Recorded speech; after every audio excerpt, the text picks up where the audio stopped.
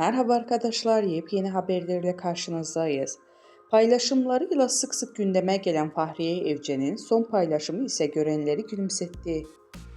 Fahriye Evcen ve eşi Burak Özçivit ve büyük oğlu Karan ile birlikte güzel havaya fırsat bilip orman yürüyüşüne çıktı. Güzel oyuncu o anları paylaşımında bulunmayı ihmal etmedi. Fahriye Evcen ve Burak Özçivit aşk pozları paylaştı. Takipçilerinden güzel yorum alan Fahriye Evcen "çok mutluyum" ifadelerini kullandı. Evcen'in sürpriz sonlu ifadeye yer verdiği videoda eşi Burak Özçivit'in oğlu Karan'ın bisikletine bindiği görüntülendi.